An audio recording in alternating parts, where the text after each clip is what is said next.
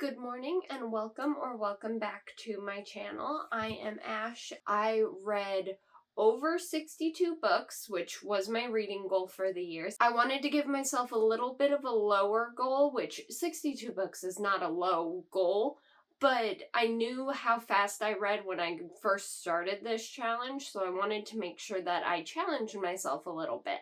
And with that being said, next year I am challenging myself to read 100 books. Fingers crossed, I'm fairly certain I can do it. I have high hopes for myself that I could do it. So I've got my TBR cart off to the side here, and it is riddled with my favorite books, and we're going to do this from not least favorite, but starting from the lowest favorite to higher. And then I also have 4 books that I read this year that I was not a huge fan of.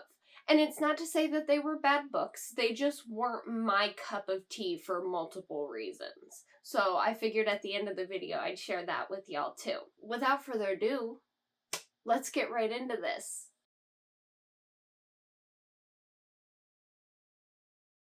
We are starting off with Better Than the Movies by Lynn Painter. I know I have not read Nothing Like the Movies, just to let you know. I loved Wes as a character. I thought he was brilliant. I thought he was funny. He was playful. He was charismatic. A bit of a guy's guy.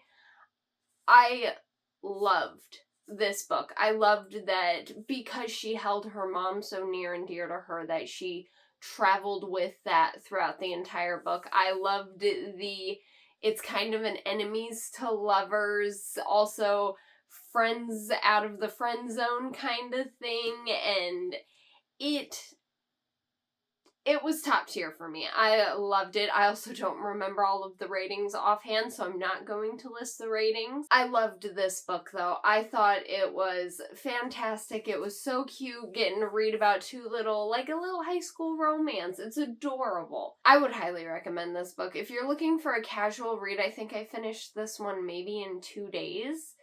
And it's captivating. It's so amazing. There's so many movie references in it. It makes it so much worth the read. I promise. A Boy and His Dog at the End of the World by C.A. Fletcher.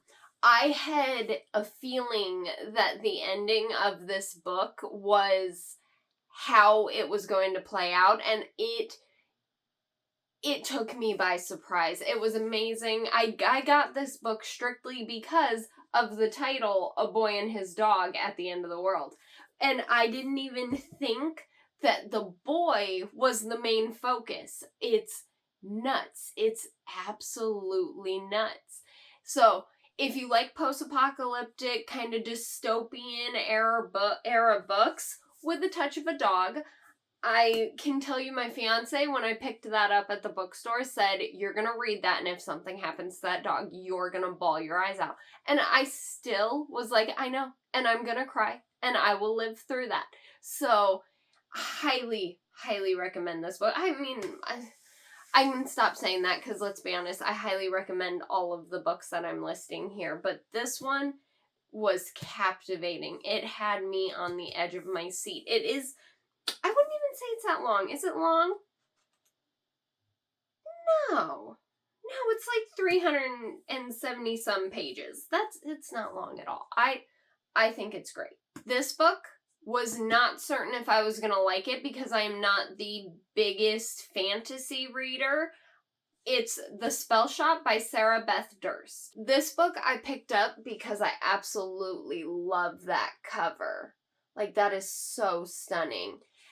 And I was pleasantly surprised at how much I really enjoyed this book. I really need to give fantasies a chance because I was captivated. It's about a girl who has to evacuate a city that's burning and goes and basically spreads magic in her parents' homeland. Like, it's beautiful, and there's some politics talk about how their government is ran and things like that. It's nuts. I think this would be one of the books that if I could reread again for the first time, I would pick it up in a heartbeat. I would love to reread this one for the first time again because I had such low expectations for it because I'm not a huge fantasy fan, but I don't know. I think I may have to give some fantasies a shot more often. I talked nonstop about this book when I read it. If He Had Been With Me by Laura Nolan.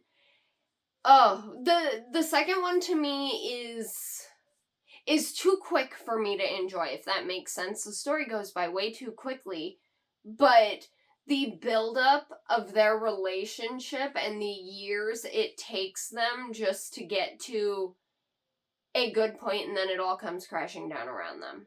This was heartbreaking. This book had me in tears, had me screaming, had me so mad by the end of it because I was just so emotional and so upset, and I felt for these characters. I didn't think that I could fall in love with Autumn and Finn as much as I did. They were two beautiful kids that grew up into two beautiful teenagers, and I'm not going to go into any detail because I don't want to spoil anything if you haven't read this. Beautiful book. I loved it. Okay, I'm going to stop right here for a moment because I want to hear your guys' favorite books of the year. So let me know what you read, what you loved. If you have any book recommendations based off of the books I'm listing, please leave it down in the comments. I am always looking for new books. I am actually currently remodeling my library and changing it around, which is why we're kind of tucked away in this little corner for the time being. And honestly, I think we may stay here. I've got my Stephen King bookshelf over here, my read at your own risk sign, my DNF shelf. Like, it's kind of nice. I kind of like it right here, my little couch. So this is a book. I hated the movie. I still have yet to finish it. I've watched that movie 4 times and I fall asleep before I can get to the ending of it every time. The Ritual by Adam Neville. Neville. I could be saying that wrong. I absolutely loved this book. It was the right amount of creepy for me, mixed with the right amount of supernatural, mixed with the right amount of thriller, mixed with old pagan beliefs. Like, you can't go wrong with me when you have a book designed like that. It was so good. So good. And I wish the movie was better. But I do definitely see myself in maybe a year or two giving this one a reread and picking it back up because, oh my gosh, was it just worth it. 4 friends go hiking in the Scandinavian forest, and it takes a turn for the worse right from the get-go. Right from the start it gets bad, and then it just gets worse all throughout the book. I loved this, though. I will give the movie the credit that the creature looked amazing. If you know, you know. In some forests in other countries, I mean, probably in America too, there are these houses and homesteads that are there just for hiking passers to have a place to rest on a long hike, which is amazing, which is awesome. Not in this book. It is not awesome in this book.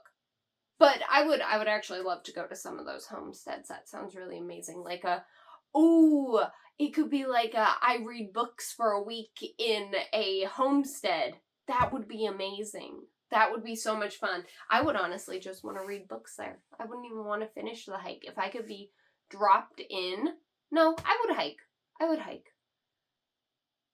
hike, but I would want someone with me that knows their way around. Yeah. This next one is a book I would not have picked up. It is called The Hooligans of Kandahar, and it is by Joseph Kasabian. My fiance had me read this one. I sobbed like a baby. I don't know how to say it. I'm heartbroken for everybody in this book and everything that they had to go through. And it's based on a true story about Joseph Kasabian's actual life. This book was so good. It had me in tears, and oh my gosh, I wish there was just a way to help. And there's donations and charities and things like that we can do to help. But my gosh, was this book heartbreaking. This was basically about a couple of his tours and his story through being in the army. I believe he was in the army. Yes, but with the army. Chris thought he was in the Marines. Wait, he began a career in writing? Does he have more books? Oh, I may have to read those books. But I like war stories. I like reading war novels that are nonfiction. I like to hear the stories of soldiers' tales. This book had me sobbing my eyes out, like quite literally uncontrollable crying. Just because it's heartbreaking, and the way he writes it, you can tell how raw and real it is to him. So I had to include this book. There was no way I wasn't going to be able to include this book. I don't think anyone's going to be surprised by this. The Locked Door by Frida McFadden. A young girl, her entire life was told not to open a locked door, and her dad ends up going away to prison. That's all I'm saying. Their families got some weird ties. That's it. Really good book. Really enjoyed it. I like a lot of Frida McFadden's books because I always say that they're palate cleansers. I can get through one of her books in an afternoon. It's fast-paced. It's not so much of a thriller that I have to predict what's going to happen. She kind of lays it all out clean cut. And I really enjoy that when I'm trying to get from one maybe really hard book to read to another really hard book to read. She's a safe place for me to know that I can just get right through it, get right to it, and get on with my day. So I really enjoy her books. Do I have... Oh, I don't have another one of hers. Okay, I don't have another one of her books on here, but I read quite a bit of her books. They're my favorite books to pick up when I just want to just go through the motions of a book and enjoy it. The Whisper Man by Alex North. Imagine having an imaginary friend follow you around, and then there's a massive plot twist around that imaginary friend. It's horrifying. This has small town vibes, children seeing ghosts, psychotic perverts. I don't know if I could say that word on YouTube, but that's what they are. Disgusting individuals, and a dad trying to figure it all out. This book put me on a roller coaster of emotions, because for a moment, I forgot it was a thriller. For a moment, I thought it was just a story about a single dad trying to figure out how to raise his son, and then everything blows up. And then there's a plot twist on the police that are involved in helping out. And I didn't guess a single one of the plot twists. And I'm wondering if rereading it, maybe there were clues and I was just oblivious to it. I also think this is a book I maybe didn't read the back for. But my God, was it unnerving just how much of a roller coaster this took me on. So good, though. It was so good. I don't think anybody's going to be confused that this was on the list. Stephen King's Carrie. I had only ever seen the movie, and as you all know, I'm on this journey to read every Stephen King book within publication dates, and I'm sort of struggling to find a couple of them, but I'll find them. I will. I'll get there. I'll dig them out. But, so I've only ever seen the movie of Carrie. I was blown away. Like, there's parts of this book that is written like you are sitting at your dining table, and you're just reading a newspaper. Like, it gave me vibes like it was the 1950s. I'm sitting across the table from my family as they eat breakfast. I'm being told about the news because, of course, in the 1940s and 1950s, I'd probably be the one making breakfast. It's neither here nor there. And I'd be hearing about this girl 3 towns over that's absolutely on the brink of a psyche. But it also delves into why she's on the brink of the psyche. And by the end of the book, I'm rooting for Carrie. I'm not gonna lie. I'm not gonna lie. If you guys read this, you let me know. Did you root for Carrie too? Because by the end of the book, I'm like, go girl. Come on, defend yourself. It's like, have you seen I Spit on Your Grave?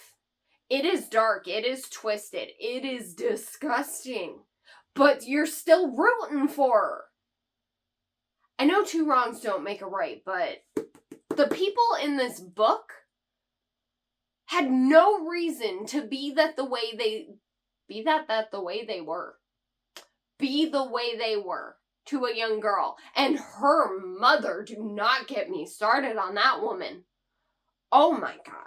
But I did not think I'd love this one because Carrie as a movie would not be even in my top 10 Stephen King movies. But this book, oh my god, so good, so amazing. And we all know I'm a huge horror book fan. I love the gorier the better. That's kind of me. And I'm actually shocked with how many romance books are on my TBR cart. I read a lot of them this year, trying to get myself out of it. I've also read a couple of fantasy. Next year I should really strive to read more fantasy. Now we've got Worst in Show by Annie E. Collins. I love books about dogs. Let me tell you, if there's a book where the subplot is about dogs, I'm all for it. I've read two or three books this year that surround dogs, and I love them, the way they describe them, the way the dogs act. I can see their personalities. This one is cute. This is about a pet store owner's granddaughter, and she's basically trying to keep the shop afloat after he had an injury and is incapacitated. It is such a beautiful story. It's enemies to lovers, which I'm thinking is a romance trope I really like. I like when two completely different people fall in love. I think it's beautiful. It's so cute. So adorable. These two people could not be the furthest when it comes from being different from one another. I loved every second of it. I ate this book up. So good. I may butcher this author's name, so I'm going to try and read it from the page. The Quiet Tenant by Clemence Michelin? If I said that so wrong, I'm so sorry. Oh gosh. This is another one that was just so emotional and so not difficult to get through, but it was actually quite easy to get through. I really enjoyed this book, but so difficult not to want to. The main male character in this book, you keep hoping for some sort of like redemption for him, that he's not the piece of he is. But gosh, so this is multiple point of views. There, you get multiple point of views of past victims, future victims, but the book's basically about this guy who kidnaps a woman, keeps him in his shed, out of the blue has to move. You come to find out dude has a daughter that he idolizes. He worships the ground his daughter walks on. And it's like, bro, what if someone did this to your daughter? The girl, you worship the ground that she walks on. And so the female main character then ends up seeing similarities between her and the daughter. And it begins to question, even though you see the past relationship and you find out the truth, oh my god. I was wanting to fight this dude by the end of the book, and he's not even a real person. Oh, great read. This is another author. I really need to look up how to pronounce her name and her other publications, because she is wonderful. Oh my gosh. She writes such a good book. And she writes a crazy man pretty spot on. Ugh. The Woman in the Library by, this is another one, Celeri Gentile. A group of people meet in a library. They don't know each other. They don't know anything. A body gets uncovered. And basically the main character is walking you through the story that they're writing about that day. And oh my gosh, does it take you on a roller coaster until about right there. Right at the end is when you find out what is happening and what's going on. And meanwhile, she's pen paling with one of the people from the group. And I don't know what happened to the other two people, but they start questioning one another. They can't trust one another. They're freaking out. All that sort of stuff. It's insane. This is Like, this poor girl, and it's crazy because the dude she's talking to is, like, proofreading her writing, telling her she's Australian, so being like, if you're looking into publications for America, you wouldn't use these types of language, you'd use this. He's sending her pictures of, like, the streets and things like that, so that way she can see and she can put the pieces together in the story and build the story around it. And then you get to reality and all hell breaks loose. Everything blows a fuse. It's spectacular. It's amazing. I also realized that I really like books about books. Like, about reading, about writing, like, The Spell Shop. It was literally a quaint, cozy little book about a spell shop. That was it. And it was amazing. This book lived rent-free in my head almost all year. Dead of Winter by Darcy Coates. A young couple who, are they engaged? I don't recall if they're engaged or not, but a young couple goes on a tour guide to the middle of the woods. If I'm not mistaken, their tour guide is the first one that goes missing, but then slowly people start to pop off, and then people start to reappear dead. And so basically they're all trapped and stranded in this blizzard, and they're trying to defend themselves when they don't know who they're defending themselves from. They don't know if it's an outside source, they don't know if it's someone in the group. They're all strangers to each other. Until you get to the end. And then it all unravels and you start to find out what's going on. And I'm gonna be honest, I don't completely agree with why the character that did it did what he did. It's a sad situation. It broke my heart when I read it, but I don't think it warrants all of this. I really don't, bud. Like, some of these people have the audacity, the most audacity, and it's nuts. I'm gonna have to start a second stack because this is starting to get a little tippy-toppy-turvy. Nobody's gonna be surprised by this book either. I've already said Stephen King's The Shining.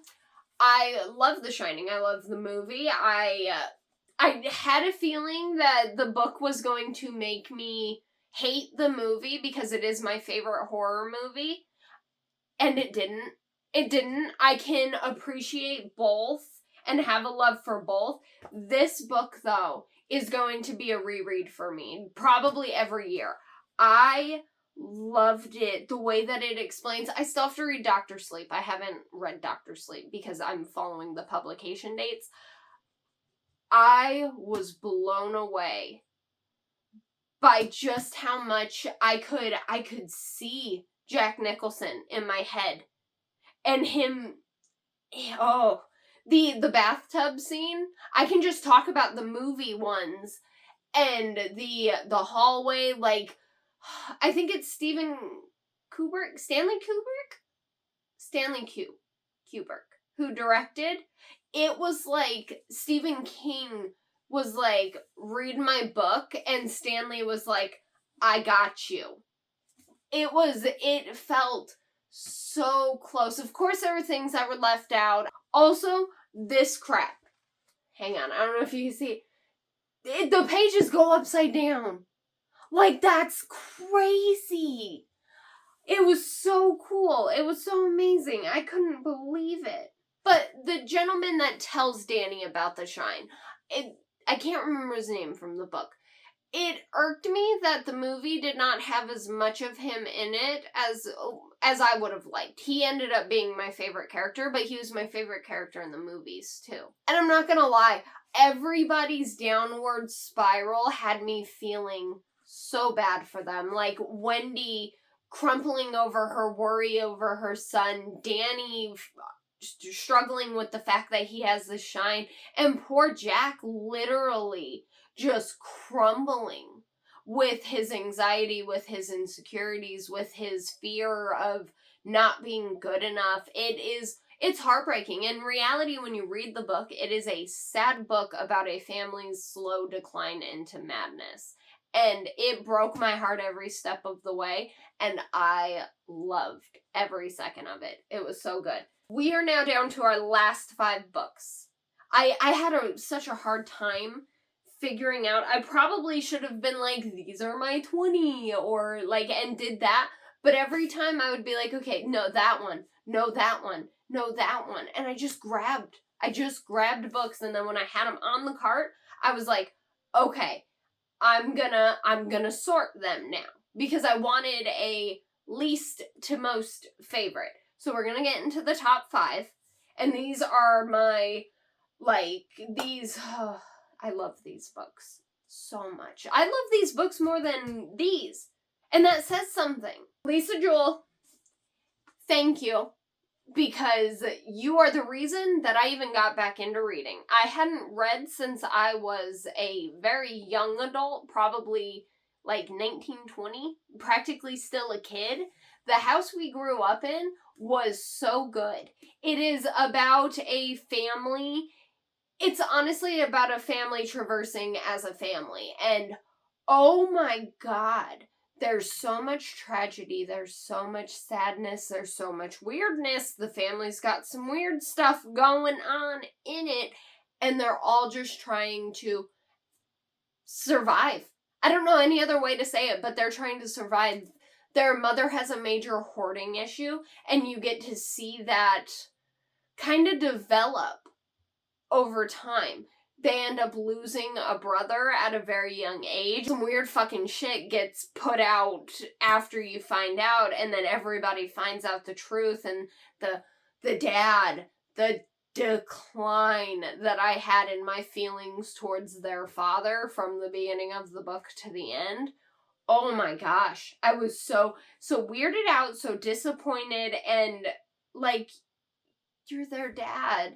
And then I was talking to the characters in this book as if they were like sitting across from me telling me about their family. The sister and what she did to the other sister, not cool, honey. Not cool, and against the girl code. That's an unspoken code for you not do that to your sister. I'm not judging. I'm just disappointed because you fall in love with these characters as kids, and then as they become adults and the journey that they go on to become adults, it's so heartbreaking, but so good. It was such a good read. I loved this book. Oh, this one. The Reappearance of Rachel Price by Holly Jackson. I picked this book up on a whim because I saw people talking about it online, as probably did all of you. I did not think I would like it so much. A little girl's mother disappears. That little girl ends up growing up to be a teenager. They then want to film a documentary about her mother disappearing. Well, based on the title, her mother reappears. And then shit goes down. Like, the daughter struggles with trying to understand who her mother is, and everyone's trying to figure out what happens. Meanwhile, Rachel Price is acting real funny, just acting like she's just back, like not telling anybody where she was, and then you find out the sad, sad truth. And it's heartbreaking, and I don't know. What is up with weird families? Like, just don't hurt people. Like, that's the best way I can put it. Just don't hurt people. So good, though. This is another one, if I could reread it again for the first time, I would. I really would. It was so good. This is an unexpected one for me. I did not expect to love this book as much as I did. The Seven Husbands of Evelyn Hugo by Taylor Jenkins Reid? Yeah. I didn't expect to love this one as much as I did. Famous Hollywood Scarlet, used to be in a lot of classic movies, very beautiful, wanted by all. She ends up contacting a news outlet to tell her to tell her story. But she goes through it in a very, very slithery, snake-like way because she's trying to get specifically one editor. So she tells the news place, I will only give you a cover spot in my story if I have this one person do it. And then it begins to unfold. Her first 2 marriages are not so much heartbreaking, as much as, like, you can definitely see that they were turning points in her life. Like, Evelyn Hugo went through a lot of sadness and a lot of hurt. And there's a part, and I may be misquoting this, so don't quote me on it. Read the book. Where she says, you can decide to do what you want with this, but I know in the end you'll hate me for it. And oh my God, I can't tell you what I would have done in Monique's position. Because I don't know how I would feel. If you read it, you know. It was nuts. And I didn't think it would grip me. About halfway through the book, it was not gripping me like it was going to be a favorite book. But about 3/4 of the way in, I could not put it down. I ended up staying up till like 3 a.m. because I could not put it down until I knew. I needed to know everything. And it was top notch, top tier. I loved it. Now, this is why I said thank you to Lisa Jewell. Then she was gone. This is the book that got me back into reading. A young girl needs a tutor. Out of the blue, she cancels with the tutor. I guess it's a weird situation. That's like, she's a young girl. Young girl ends up vanishing. And then we get her story, we get her mother's story, we get her sister's story, we get the culprit's story, we get the second family's story. This book had me sobbing. The pain the family goes through, the pain that the young girl goes through, the pain that everybody in this book, nobody in this book was happy. Nobody in this book had happiness, and it was heartbreaking. And it does end on a happy note, I will say that. But even the happy note is very solemn. It's very dark. It's sad. You almost can't be happy for them because of all of the hurt that's led up to it. And it makes me emotional just thinking about it, which might be crazy, but if you read this book, maybe you'd understand, or maybe I am crazy. That's quite possible too. And we're at number 1, my favorite book of the year, and I listened to it on audio. I've read it 2 times since I read it for the first time. Love it so much. Butcher and Blackbird by Brynne Weaver. It is my favorite book so much. I love it. I love the dark, the twisted, the gory. I love the comedy in it. There's a comedic relief to it that I found hilarious. I loved Rowan. Oh, Rowan has my heart. I read Leather and Lark, which was good, but I didn't enjoy it as much as I enjoyed Butcher and Blackbird. And I am very excited to read Scythe and Sparrow when it comes out. I'm actually going to pre-order it probably in about 2 weeks. I'm so thrilled that I got to experience this book. And every time I listen to it, every time I read it, I feel just as happy as the first time I read it. I was gripped from the very beginning. It's about 2 serial killers who end up playing a game. And at first you're like, well, what kind of serial killers are they? Until you find out that Rowan just kind of kills bad people. And Sloane kills people who hurt people. And so, I mean, I know that they're still serial killers. They're still bad, but greater good and all that. I loved it. I loved the comedy in it. I loved the cute, like, everyone talks about the little cat and mouse thing, the Blackbird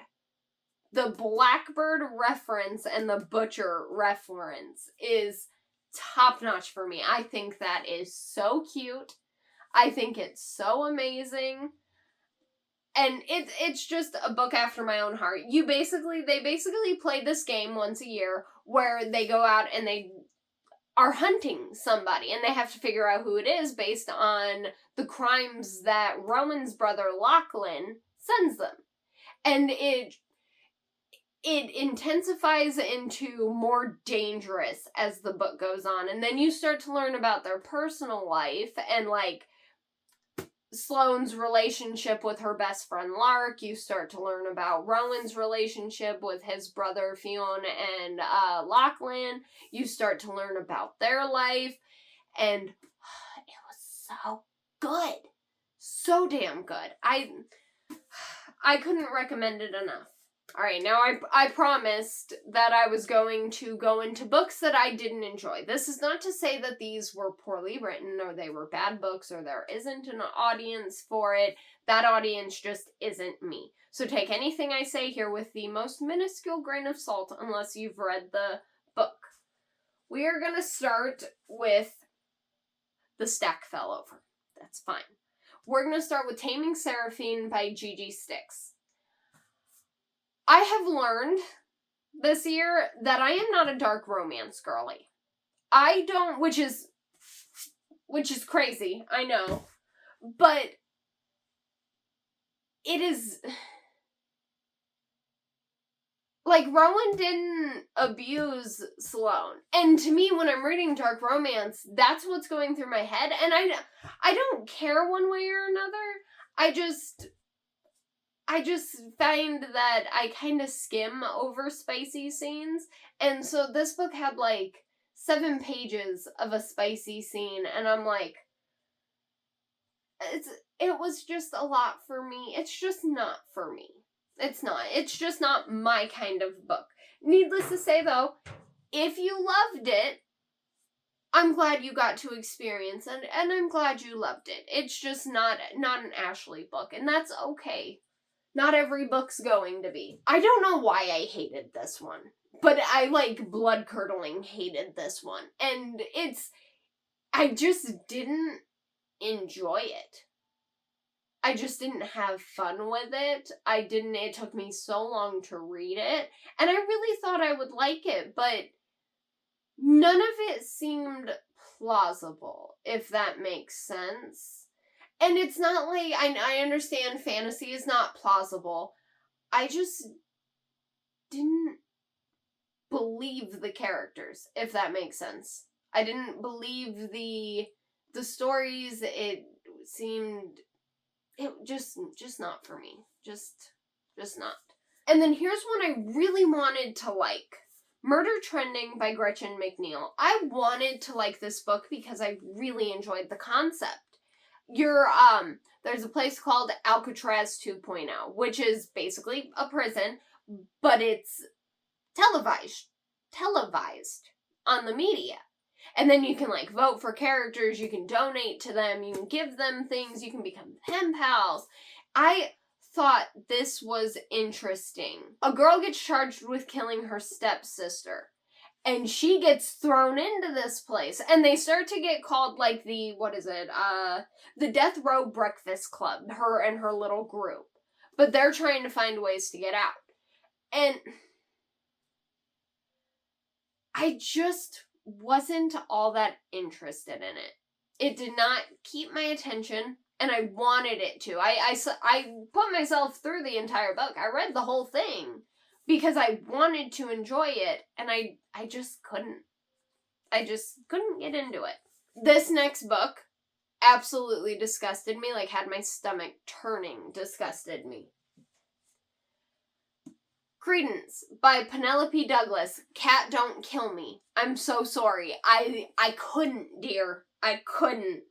I couldn't get through we're all family. We're all family. I could not. There's a weird quadruple love thing, like a love quadrahedron, like love rectangle, and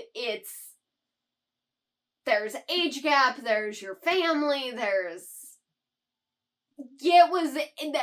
I couldn't get past any of that to get to know the characters because all of it came on so quickly. It was like she came into the house, so she ends up losing her parents, And then she has to go live with a distant uncle she's never met. Turns out that her dad and him had a terrible relationship, with which the way you and your kids act, I'm not surprised. Just saying. So I couldn't do it. I couldn't enjoy it. I couldn't find a single thing I liked about any of the characters because I spent the entire book being so focused on the fact that they were family.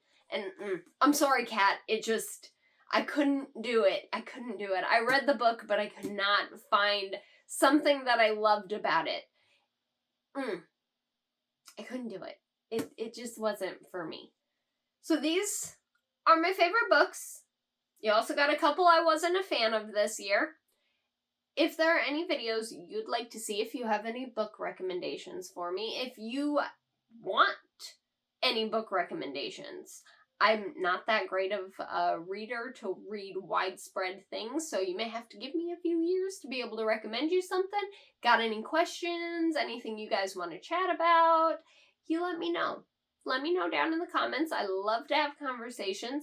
I am going to get ready and continue cleaning up this reading nook a little bit because it's a travesty. I got books sitting on the floor, empty bookcases that I just moved that need to be filled, which is why I wanted to film this video so I can get all of these put on the bookcases.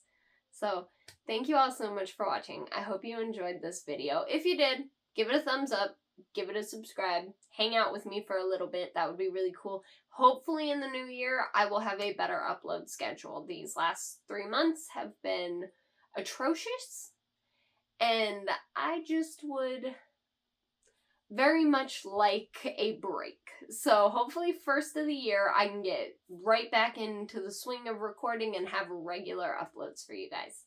I'll catch you in the next video though.